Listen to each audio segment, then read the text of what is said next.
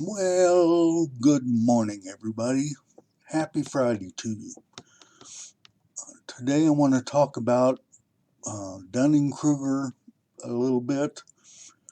Uh, if you remember from our last week's video, Dunning-Kruger is a cognitive bias whereby people who are incompetent at something are unable to recognize their own incompetence. I think lately, just in the last week or so, we've seen a couple of these very good examples of this.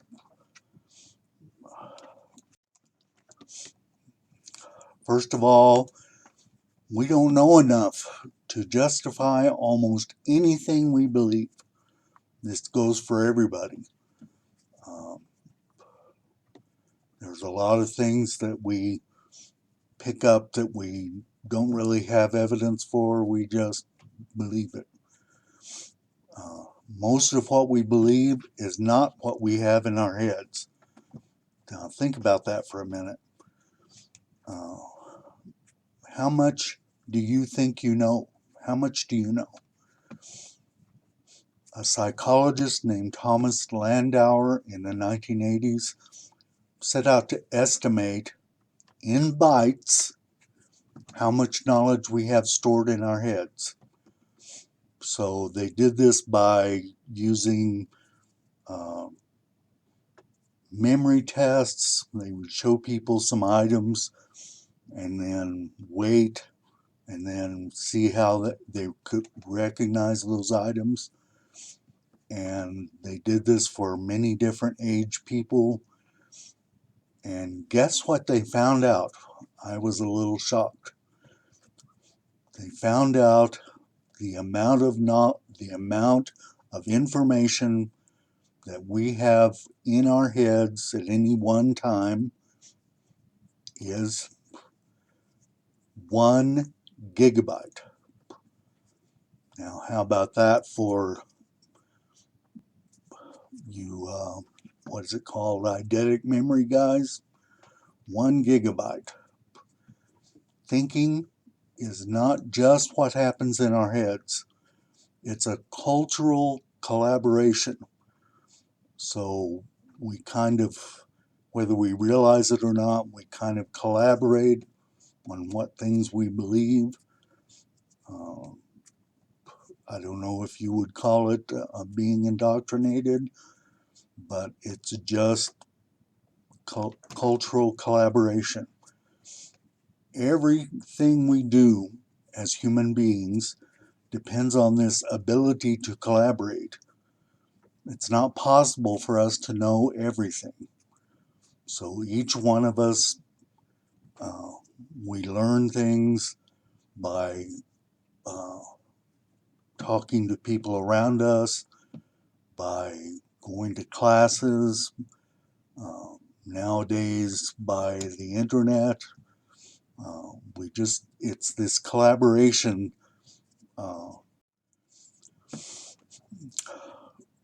sense of understanding. When you surf the internet, just having access to all that knowledge makes you feel like you know more than you do. This sense of understanding is contagious, and that was a quote from Philip Fernbach on a TED Talk.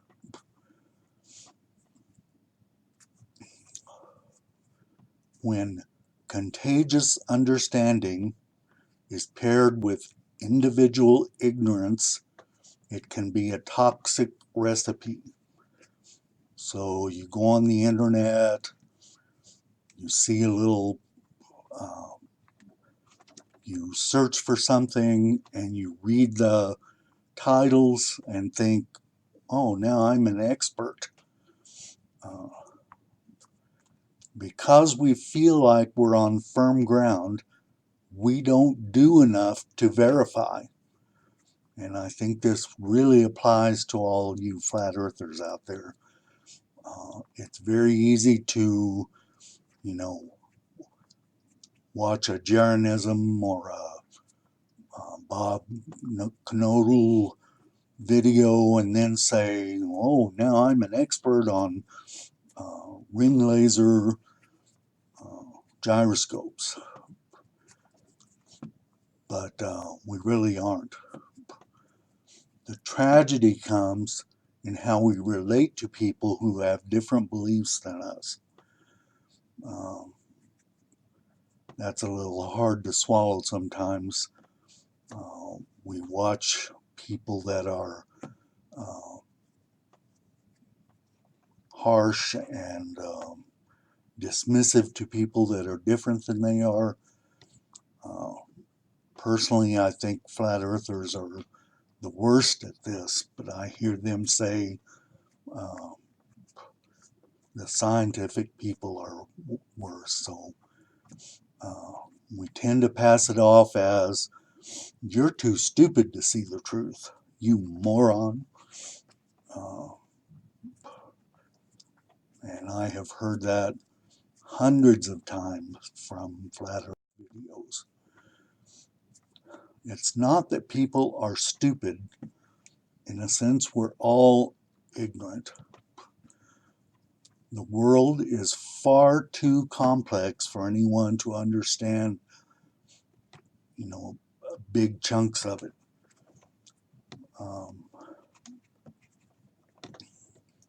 You think of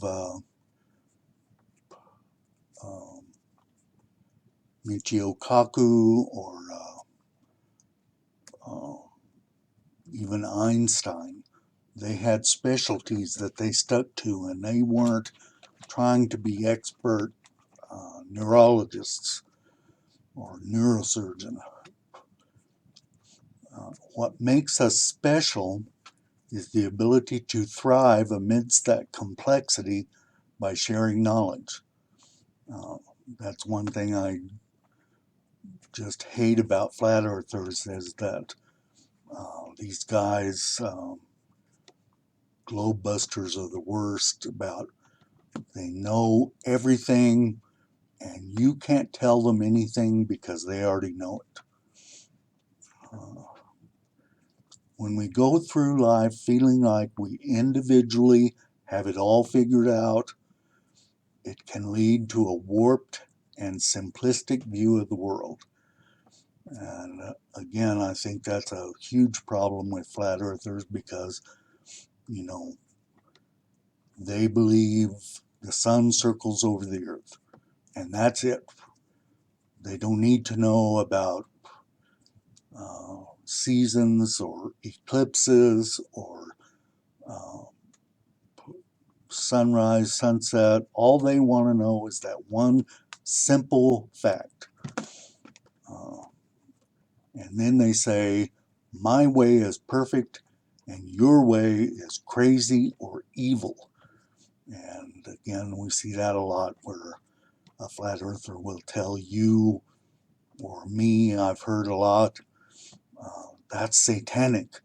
You guys are satanic for believing that. And I can promise you that's not the case. So why do people continue believing in things that are already proven wrong? We can't eradicate false belief. So a person like Sleeping Warrior or Orphan Red, they're going to believe what they believe, and you can't tell them otherwise. Belief perseverance is a psychological term. The human mind will go to great lengths to keep the peace. So they have this balance of things that they believe, and they don't want that balance messed up by anything, even the most solid facts. They just don't want the chaos. The term cognitive dissonance refers to the mental discomfort of facing inconsistency in one's thoughts, beliefs, perceptions and or behaviors. So it's a whole lot harder to change than to stay the same. This could be a big thing with flat earthers, is they know what's true and they know that the earth's not flat, but it's just harder to change. Creating a conspiracy is one of the easiest ways to reject evidence. Conspiracies by nature are irrefutable because it's all happening in secret. You'll always hear of,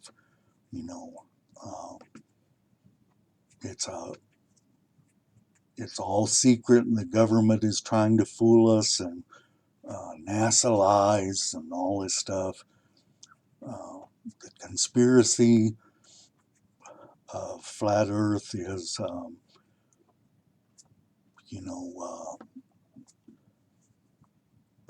I look at Nathan Roberts and saying, I know, I have studied this, you don't know, so let me tell you.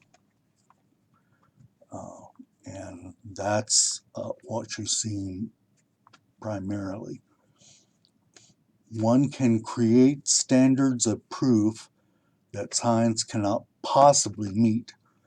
And boy, have we seen that lately. I just grit my teeth when I hear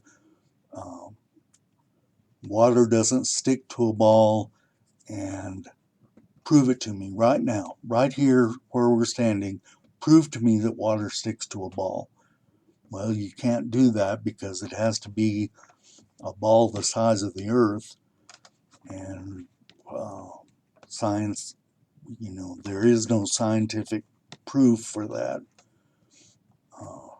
In the end, it's not about science at all. It's about avoiding the stress of unlearning, the possibility of regret, or the shame of having been wrong.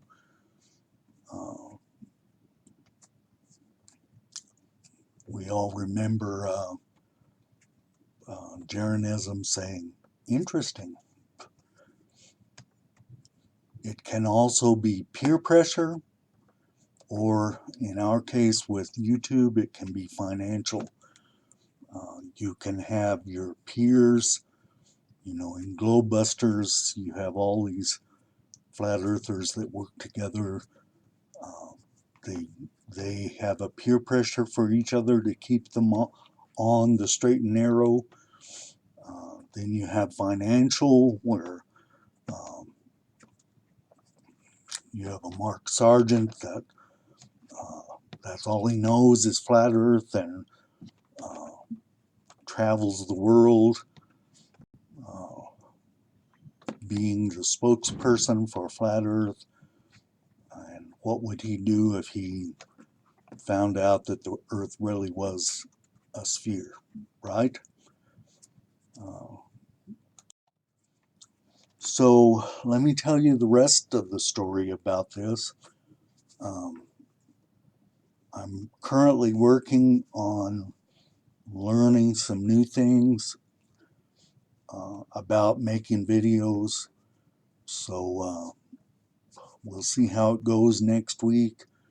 I want to be able to use video clips and some of the other things like that, because I have a lot of information that I want to convey to you guys, and I think you'll be shocked when you see some of it. So stick with me, and I hope that next week is going to be something really interesting.